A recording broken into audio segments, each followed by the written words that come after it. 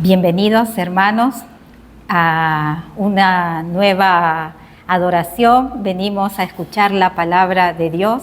En nombre de la Iglesia Santiago Berea de Chile, les damos la bienvenida a nuestros hermanos que están en regiones, a nuestros hermanos que nos siguen por las redes sociales. Sean todos ustedes bienvenidos. Como sabemos, estamos estudiando, estamos profundizando en el Evangelio de Marcos. Hoy día nos toca meditar en Marcos 11, del versículo 27 al 33. Y el título del sermón de hoy se llama ¿Autoridad de Dios o de los hombres? Y los invito que abran sus Biblias, lo tienen listo, y nos pongamos de pie en reverencia a la palabra del Señor. Y dice así la palabra del Señor: volvieron entonces a Jerusalén, y andando él por el templo, vinieron a él los principales sacerdotes, los escribas y los ancianos, y le dijeron: ¿con qué autoridad haces estas cosas? ¿Y quién te dio autoridad para hacer estas cosas?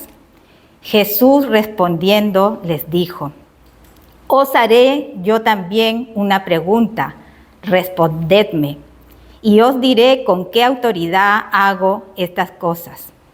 El bautismo de Juan, les preguntaba el Señor, ¿era del cielo o de los hombres?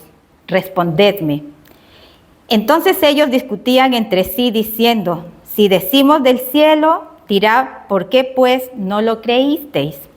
Y si decimos de los hombres, pero temían al pueblo, pues todos tenían a Juan como un verdadero profeta. Así que respondiendo dijeron a Jesús,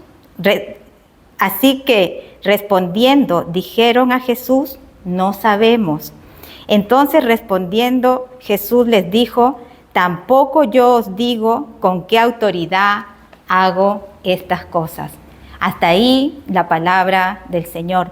Padre del cielo, gracias por tu palabra, por tus enseñanzas. Gracias por haber dejado cómo llevaste, Señor, las enseñanzas de tu vida, cómo era tu carácter, cómo confrontabas a estos religiosos, Señor, que luchaban para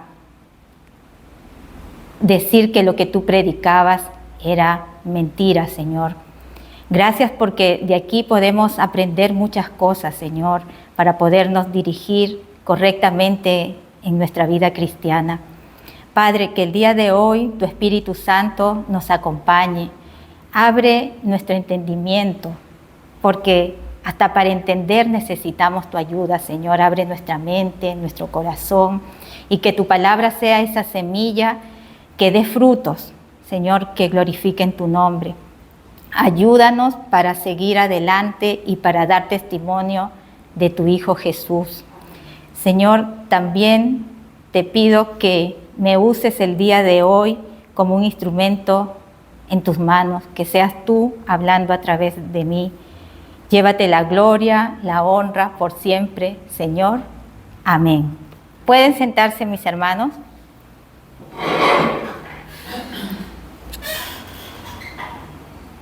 Realmente estamos, no sé si ustedes, sorprendidos de la vida de nuestro Señor. A mí me sorprende cada día que avanzo en el Evangelio de Marcos, cómo él era, cómo enfrentaba las situaciones cuando lo atacaban. Y Marcos, el día de hoy, nos está narrando los sucesos de la semana de Pasión, una semana de intenso trabajo de parte de nuestro Señor Jesucristo, y también un intenso ataque de sus enemigos.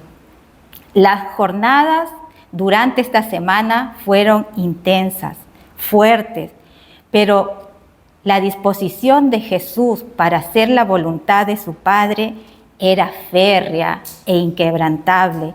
Él no perdía oportunidad para enseñar, andando tanto por el camino como por el templo, donde muchos peregrinos habían llegado para celebrar la Pascua. Se encontraron con la sorpresa que había alguien quien estaba limpiando el templo y enseñó la reverencia de cómo debíamos adorar correctamente a Dios. Los discípulos siguen siendo enseñados por su maestro y muchos fueron a Jerusalén a ver a Jesús, vieron sus obras, cómo limpió su templo, cómo llegaban enfermos y los sanó. A estas alturas, los discípulos no tenían duda de la autoridad de Jesús en lo más mínimo, no dudaban de su autoridad, sino que van a ser reafirmados una vez más en sus convicciones, ya que el Señor empezó a enfrentarse a esta autoridad. Dígase de paso, algo que también nosotros debemos hacer: defender con toda autoridad la palabra del Señor.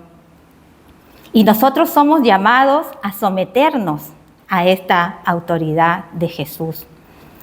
Vayamos ahora al versículo 27 y dice: volvieron entonces a Jerusalén y andando él por el templo, vinieron a él los principales sacerdotes, los escribas y los ancianos.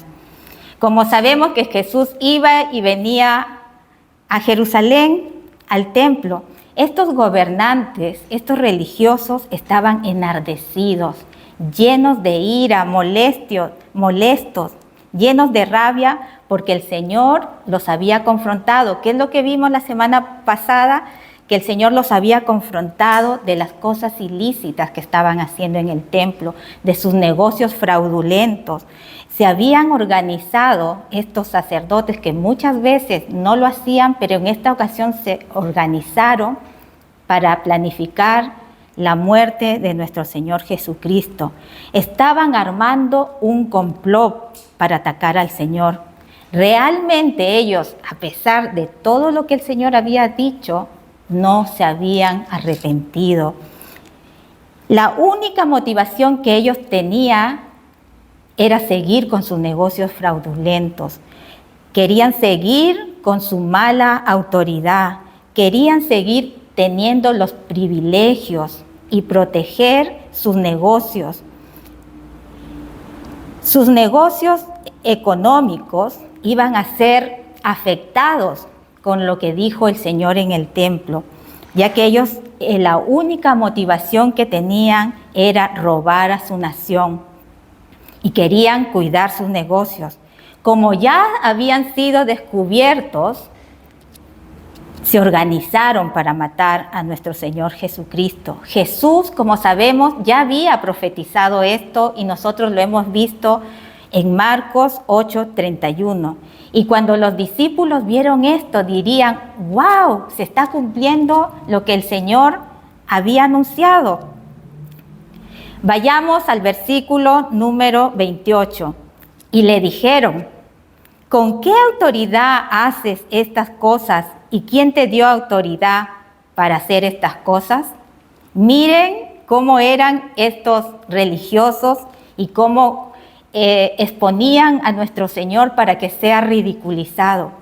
Aquí vemos que el punto neurálgico de la situación confrontacional tenía que ver con el tema de la autoridad. Estos tres grupos religiosos, los principales sacerdotes, los escribas y los ancianos, le estaban diciendo: ¿con qué autoridad vienes a hacer estas cosas, de hacer escándalos en el templo? ¿Qué te has creído? ¿Por qué andas diciendo tonterías? ¿Quién te dio permiso? Me imagino que le deben haber dicho: para que hagas lo que hiciste en el templo. ¿Cuál es tu credencial? O quizás le pudieron haber dicho: ¿en qué seminario estudiaste? ¿Con qué rabino te preparaste? Eres un aparecido. Lo único que sabemos de ti es que eres hijo de un carpintero. ¿Por qué vienes a alborotar a la gente?, le dirían. Ellos realmente querían avergonzar a nuestro Señor y querían que les dijera lo mejor: ay, por favor, discúlpenme, no lo voy a volver a hacer, perdónenme, no les pedí permiso para hacer esto. Ellos esperaban ese tipo de respuesta, pero no sabían realmente que estaban enfrente del Mesías, no querían entender, no podían ver y estaban rechazando su autoridad. En el pasaje de hoy vamos a ver el resultado de los siglos de idolatría de la nación de Israel. Habían llegado a un endurecimiento que Dios los había entregado a la sordera y a la ceguera espiritual. Querían reverenciar realmente a sus tradiciones, querían reverenciar a sus mandamientos de hombres, a sus obras muertas como sus ídolos. No querían entender ni ver. Y la idolatría también es un tema de autoridad. La idolatría ignora la autoridad de Cristo. El idólatra se convierte como uno de sus ídolos, como lo hemos visto en el Salmo 115. A ver, vayamos al Salmo 115. Y dice: los ídolos de ellos son plata y oro, obra de manos de hombres. Tienen boca, mas no hablan. Tienen ojos, mas no ven. Orejas tienen, mas no oyen. Tienen narices, mas no huelen. Manos tienen, mas no palpan. Tienen pies, mas no andan. No hablan con su garganta. Semejante a ellos son los que los hacen, y cualquiera que confía en ellos. O sea que el idólatra se vuelve como sus ídolos. A veces pensamos que idolatrar es solo que incluye a imágenes, a estatuas de yeso, pero cada uno de nosotros podemos ser idólatras, poniendo en el lugar de Dios a otra persona, a algo más. Puede ser el dinero, puede ser tu esposo, tus hijos, puede ser la música, puede ser un cantante, puede ser el fútbol. Puede ser cualquier cosa que tú adores, porque el ser humano se ha hecho para adorar. Adoran cosas que no producen una satisfacción y que siempre dejará un vacío en nuestro corazón. La vida de ustedes hoy es el resultado de los ídolos que adoramos a lo largo de estos años. Miren, si ustedes no están adorando a Dios, déjenme decirle que estoy segura que están adorando algo. ¿Cuáles son los ídolos que estamos permitiendo que entren a nuestras vidas, que entren a nuestras casas? ¿A qué se está aferrando tu corazón? ¿En qué tienes depositada tu confianza y en qué descansas? ¿Descansas en tus ídolos, en el dinero, que puede ser el trabajo, los viajes, los lujos, o tu descanso está en Dios? ¿Es Dios el centro de tu vida? ¿Quién es la autoridad de tu vida? ¿Es Dios o son tus ídolos? ¿Es lo que más ves? ¿Qué es lo que más ves? ¿Qué es lo que determina más tu tiempo? Estos grupos religiosos rechazaron la autoridad de Cristo. Tenían un corazón endurecido, lleno de orgullo, de vanagloria, y estaban amparados ¿por quién? Por los políticos. Y esto nos debe enseñar que como iglesia de sana doctrina y como verdaderos creyentes, debemos confrontar la corrupción cuando hay políticos que quieren introducir normas, leyes que van en contra de la voluntad de Dios. Tú tienes que ser una voz moral y espiritual para confrontar la corrupción y lo que atenta contra la moral y las buenas costumbres y que atente contra la familia. Por eso la política no se puede mezclar con los temas de Dios. Hoy en día vemos que no solo la Iglesia Católica, sino las evangélicas han permitido que el poder político se haya mezclado con las cosas de Dios, aceptando ideologías inmorales que van en contra de la voluntad de Dios. Estos religiosos sabían y admitían que Jesús andaba con autoridad. Las multitudes decían, Él predica no como cualquier maestro, sino que predica porque tiene autoridad de Dios. Debe haber sido, queridos hermanos, impresionante, una experiencia única haber visto predicar a nuestro Señor. Dios mismo lo estaba capacitando. Era impresionante verlo. Desde el comienzo de su ministerio, las multitudes reconocían su autoridad. La gente se admiraba de sus enseñanzas y esto queda reflejado cuando el Señor también, para patentar esto, usaba su autoridad para muchas cosas. Lo hemos visto ya, usaba su autoridad para echar demonios o espíritus inmundos, que está en Marcos, lo podemos encontrar en Marcos 1, del 23 al 28, cómo los demonios se sometían a la autoridad del Señor. También vimos cómo el viento, el mar, las tempestades se rendían hasta Él, se rendían a su autoridad, se calmaban. Vimos cómo Él multiplicaba el pan, vimos que tenía autoridad sobre la vida y la muerte. Todo se sujetaba al Señor, pero el único que no le gustaba sujetarse al Señor era el hombre, era rebelde.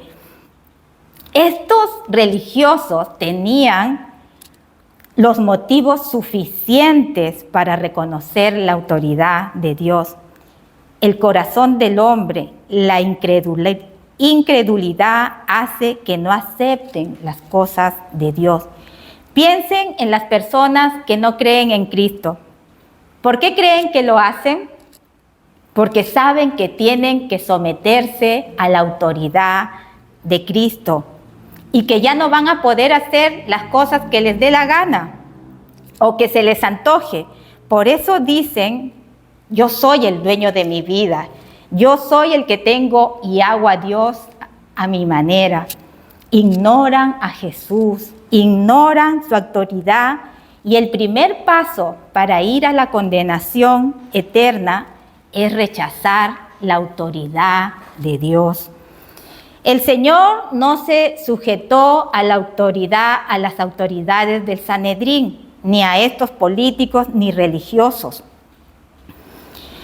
Por eso la autoridad de Dios, la autoridad de Cristo viene de Dios y no de parte de los hombres.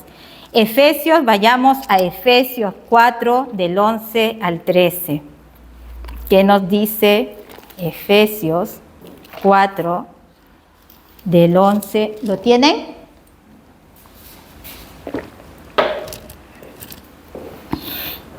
Y Él mismo constituyó a unos apóstoles, a otros profetas, a otros evangelistas, a otros pastores y maestros, a fin de perfeccionar a los santos para la obra del ministerio, para la edificación del cuerpo de Cristo, hasta que todos lleguemos a la unidad de la fe y del conocimiento del Hijo de Dios, a un varón perfecto, a la medida de la estatura de la plenitud de Cristo. Es Dios quien pone la autoridad a través de un ministro. Cuando Él habla que constituyó apóstoles y profetas, te está hablando de los apóstoles y profetas de la Biblia, que pusieron ya el fundamento. Esto quiere decir que ya no hay apóstoles y profetas el día de hoy. Hay pastores, maestros, evangelistas. Por lo tanto, hay que reconocer a quién Dios ha dado ese don o ese ministerio para hacer esa labor con total autoridad por parte de Dios. Vayamos ahora a los versículos 29, 30 y 31. Los vamos a leer de corrido porque están relacionados.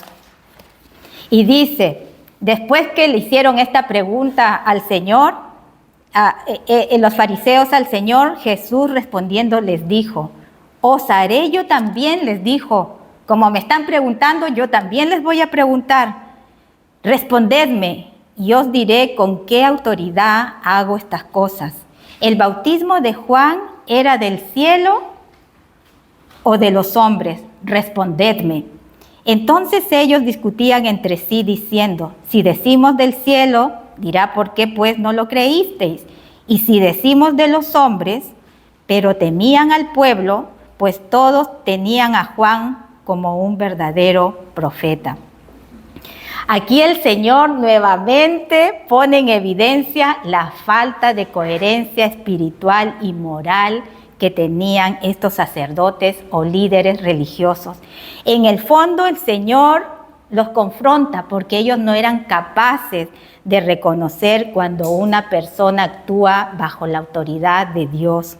Por eso el Señor, conociendo sus corazones, les hace una pregunta y les dice, ¿el bautismo de Juan era del cielo, quiere decir, era de Dios o viene de los hombres? ¿Con qué autoridad actúa Juan el Bautista? Les está preguntando. El Señor les deja claro que el asunto de la autoridad tiene dos fuentes, la que viene de Dios y la que viene de los hombres. Por eso se vieron confrontados a dar esta contestación coherente. Si no daban una contestación clara a la pregunta, iban a quedar descalificados ante las multitudes, iban a quedar descalificados por su falsa espiritualidad. Y ellos, ¿qué era lo que querían y lo que se preocupaban era de que la gente los aceptara? Y iban a quedar ridiculizados si contestaban esta pregunta. Entonces el Señor les dice, respondedme. Me imagino cómo estaría de airado el Señor y les decía, respondedme correctamente. Ellos al responder no tendrían derecho a cuestionar a Jesús. Estos hombres dependían mucho de la aceptación de los demás. Les importaba más lo que pensaba el resto de ellos que lo que pensaba Dios. Ellos sabían la verdad, conocían que Cristo era la autoridad verdadera de Dios, pero querían seguir con la mentira. Y este ejemplo nos debe dar temor de Dios, que cuando estemos frente a una autoridad verdadera, una autoridad puesta por Dios, no nos vayamos en contra de ella, no sigamos maquinando cosas malas o desprestigiando la autoridad de Dios. Hay gente que rechaza la autoridad de Dios, rechaza la sana doctrina y siguen viviendo con un evangelio falso, en la mentira. Y esto lo hacen ¿por qué? Porque no quieren ser descalificados ante los demás, ante los hombres. Ya no están bajo la autoridad de Dios, sino de los hombres. Es decir, prefieren agradar a los hombres y seguir en la mentira en vez de agradar la autoridad de Dios. En el versículo 30 les dice, Juan el Bautista tiene autoridad que viene del cielo o viene de los hombres. Respondedme, les decía.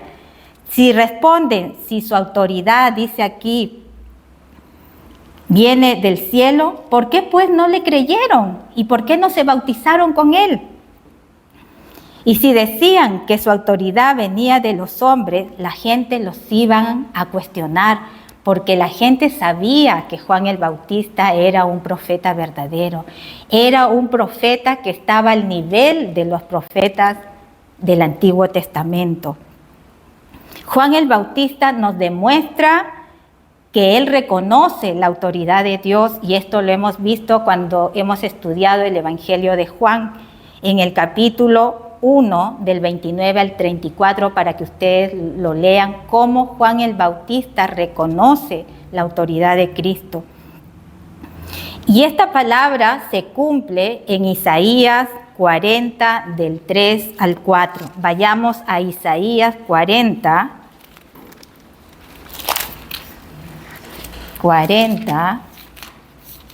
del 3 al 4. ¿Lo tienen?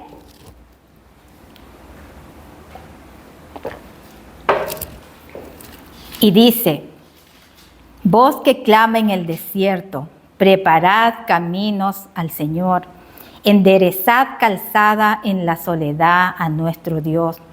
Todo valle sea alzado y bájese todo monte y collado, y lo torcido se enderece y lo áspero se allane. Amén.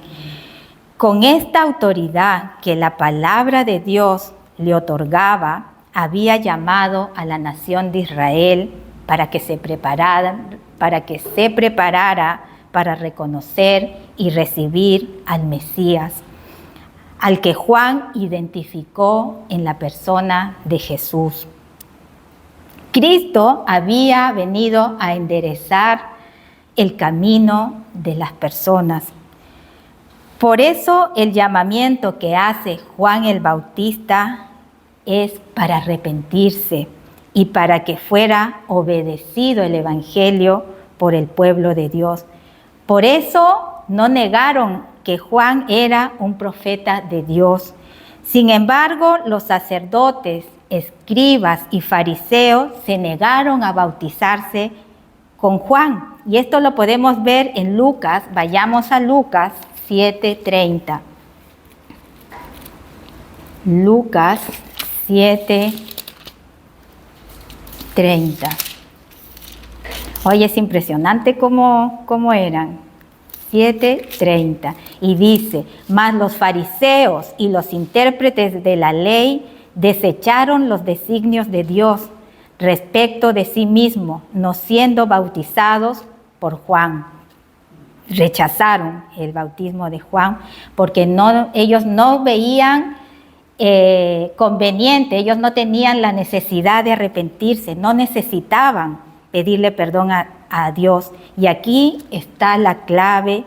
Por eso cuando Jesús les dice, bueno, ya pues, les dice, defínanse.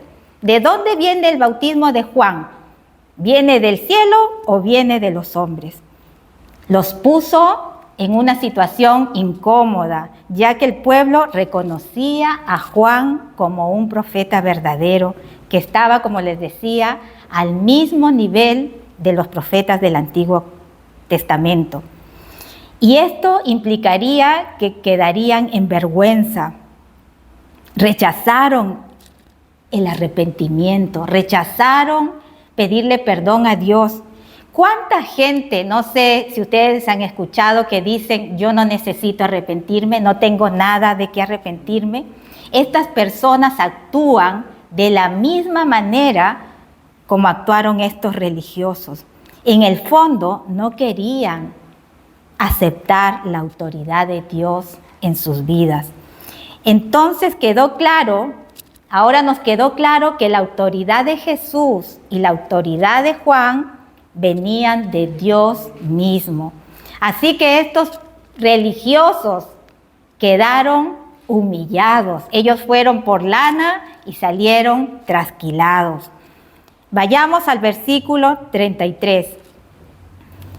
Y dice, así que respondiendo, dijeron a Jesús, no sabemos, dijeron, no quisieron responder. Entonces respondiendo Jesús les dijo, tampoco yo os digo con qué autoridad hago estas cosas. Respuesta del Señor Jesucristo, dijo, ¿no me quieren contestar? Yo tampoco les respondo. La respuesta a la pregunta que les hizo el Señor era una respuesta falsa e hipócrita, porque ellos sabían quién era el Señor, pero no aceptaban a Cristo. Ellos querían esconder su incredulidad con el pretexto de que no sabían.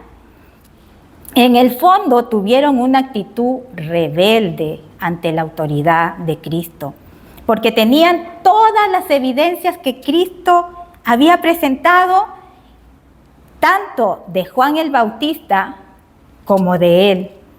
Si lo llevamos al contexto actual, esta es la misma postura que tiene el mundo frecuentemente con las cosas de Dios. Ejemplo, los agnósticos miran el universo, contemplan las maravillas del universo, las maravillas de la creación, pero concluyen diciendo, no sabemos de dónde viene esto, no sabemos quién lo creó, niegan a Dios como el creador y viven en la mentira, porque sabemos que de la nada no se hace nada. Ellos se guían en sus mentiras. Las autoridades religiosas estaban contra del Señor. En la actualidad, el mundo se aferra mucho a los últimos avances de la ciencia. ¿Para qué? Para dar una explicación razonable de que Dios no existe. El ser humano hace todo lo imposible, inventa teorías, la teoría del átomo, la explosión de las partículas, mienten a la humanidad para que no crean en Dios cuando está comprobado que la teoría de la evolución es una mentira, es falsa, pero aún se sigue enseñando en los colegios, en las universidades. Por eso los agnósticos y los religiosos de esa época no pueden decir que no lo saben, porque hay evidencias de más que Dios existe. Cuando delante de ellos y delante de nuestros ojos hay la evidencia de una creación perfecta, leyes perfectas que rigen el universo, el ser humano será responsable ante Dios por haber evadido esta verdad. Vayamos a Romanos 1, del 20 al 32. Quiero que me acompañen a Romanos 1.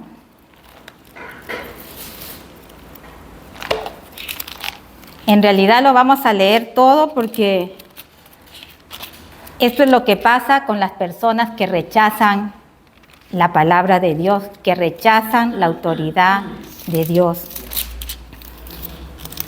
La culpabilidad del hombre. Vamos a leerlo del 20. Dice, porque las cosas invisibles de Él, su eterno poder y deidad, se hacen claramente visibles desde la creación del mundo, siendo entendidas por medio de las cosas hechas, de modo que no tienen excusa. Pues habiendo conocido a Dios, no le glorificaron como a Dios, ni le dieron las gracias, sino que se envanecieron en sus razonamientos y su necio corazón fue entenebrecido. Profesando ser sabios, se hicieron necios y cambiaron la gloria de Dios incorruptible en semejanza de imagen de hombre corruptible, de aves, de cuadrúpedos y de reptiles. Por lo cual también Dios los entregó a la inmundicia en las concupiscencias de sus corazones, de modo que deshonraron entre sí sus propios cuerpos, ya que cambiaron la verdad de Dios por la mentira, honrando y dando culto a las criaturas antes que el Creador, el cual es bendito por los siglos. Amén. Por esto Dios los entregó a pasiones vergonzosas, pues aún sus mujeres cambiaron el uso natural por el que es contra naturaleza. Y de igual modo también los hombres, dejando el uso natural de la mujer, se encendieron en su lascivia unos con otros, cometiendo hechos vergonzosos, hombres con hombres, y recibiendo en sí mismos la retribución debida a su extravío. Y como ellos no aprobaron tener en cuenta a Dios, Dios los entregó a una mente reprobada, para hacer cosas que no convienen, estando atestados de toda injusticia, fornicación, perversidad, avaricia, maldad, llenos de envidia, homicidios, contiendas, engaños y malignidades, murmuradores, detractores, aborrecedores de Dios, injuriosos, soberbios, altivos, inventores de males,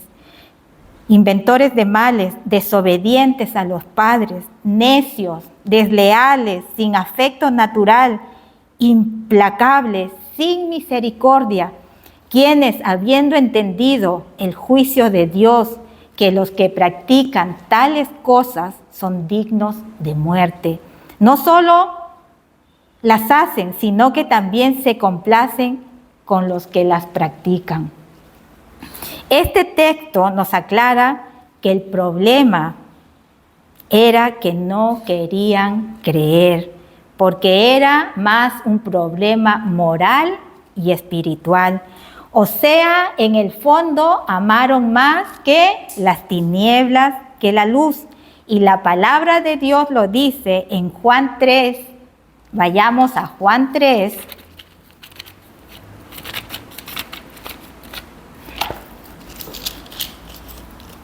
Del 19 al 21. ¿Lo tiene? Y dice, y esta es la condenación, que la luz vino al mundo. Y los hombres amaron más las tinieblas que la luz, porque sus obras eran malas. Porque todo aquel que hace lo malo aborrece la luz y no viene a la luz, para que sus obras no sean reprendidas. Mas el que practica la verdad viene a la luz, para que sea manifiesto que sus obras son hechas en Dios. Amén.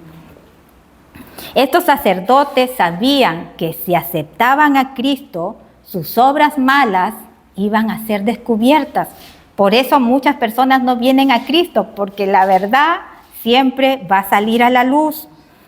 Por eso rechazaron la autoridad de Cristo, porque amaban más las tinieblas que la luz de Cristo.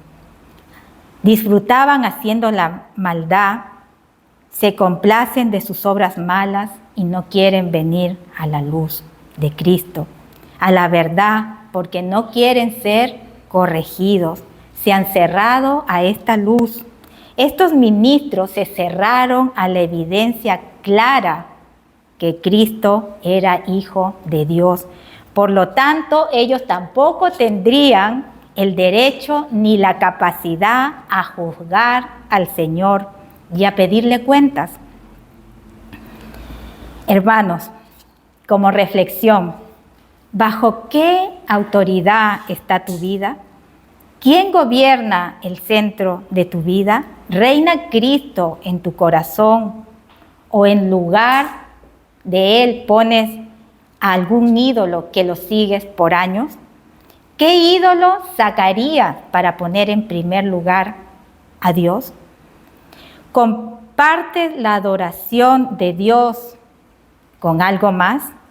¿Estarías dispuesto a sujetarte a la autoridad de Dios o prefieres seguir adorando ídolos que corrompen, que te hacen daño para evadir la voluntad de Dios y prefieres andar en la corriente de este mundo? ¿Temes ser rechazado porque te vas a sujetar a la autoridad de Dios? ¿Serías una voz moral y espiritual ante las cosas que no son correctas y que están en contra de los principios cristianos?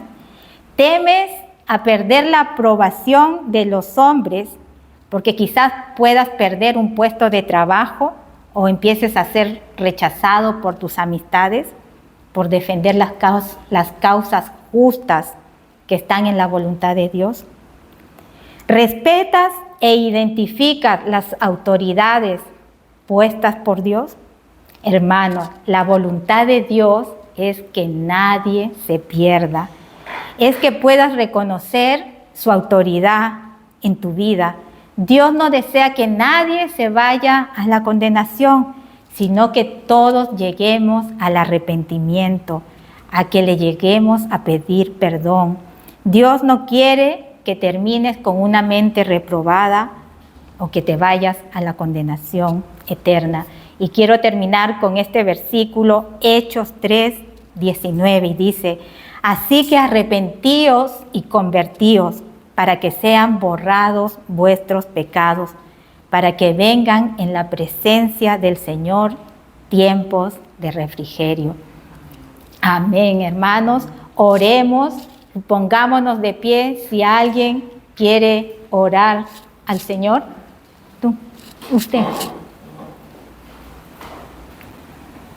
Bendito Padre Celestial, te damos gracias por esta hermosa exhortación de la palabra, Señor, que nos que nos confirma una vez más, Padre, que estamos en el camino correcto, sometiéndonos a tu autoridad, que muchas personas no es fácil aceptar, Dios mío, tener esa humildad de reconocerte como un ser superior, un Padre todopoderoso, Señor, porque no tienen fe.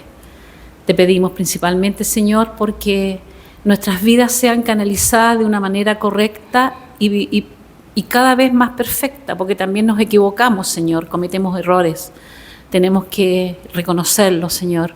Ayúdanos a ser fuertes y ayúdanos también a ser dignos representantes tuyos. Que tu palabra sea manifiesta, oportuna y adecuadamente en los distintos ambientes en que nosotros convivimos, Señor. Porque tenemos la certeza que hay mucha ignorancia, Señor, respecto a ti. Y como nos explicaba la hermana Gisela, se resisten porque el conocerte a ti también significa un cambio y una transformación de vida, Padre. Pero los que ya hemos pasado ese proceso ya sabemos que somos más que vencedores en Cristo. Somos ganadores, nos transformamos y podemos darnos cuenta, Señor, que nuestras vidas, a pesar de todo lo que tenemos como padecimientos terrenales, Señor, nuestra vida vale la pena, porque algún día llegaremos en tu presencia y estaremos contigo, Padre, que es lo que tu palabra nos ofrece. Gracias, Señor, te doy gracias infinitas por esta exhortación, por esta prédica que tú nos has enviado esta mañana. Gracias por nuestra diaconisa Gisela, porque la has iluminado, lo ha hecho de manera muy linda, Señor, y que nosotros también sepamos llevarla a la práctica. En el nombre de tu amado Hijo Jesús, te damos gracias, alabándote siempre y adorándote y glorificándote. Amén. Amén. ¿Alguien más quiere orar?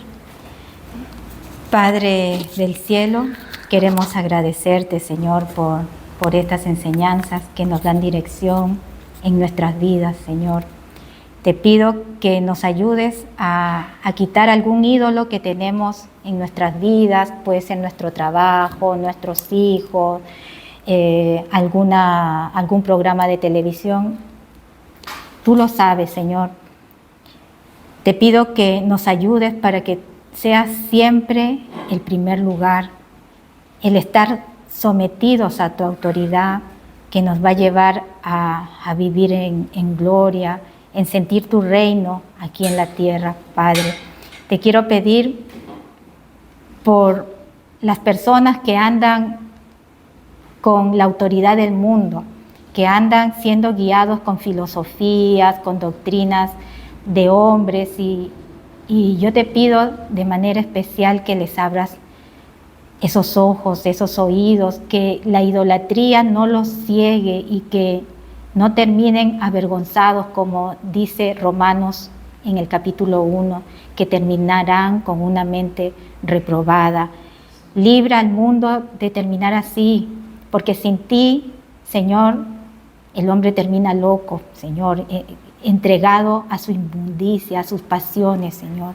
Libra al mundo, Señor, de esa inmundicia, de ese estado terminal, Señor, y que siempre te adoremos, Padre. Ayúdanos también a ser una iglesia que levante la voz moral y espiritual para defender tu voluntad, Padre. Que seas tú, Señor, usando a tus hijos, a tus siervos, Señor, a predicar tu verdad, el camino de la salvación, Padre. Te queremos dar gracias nuevamente y llévate la gloria y la honra por siempre, Señor. Amén.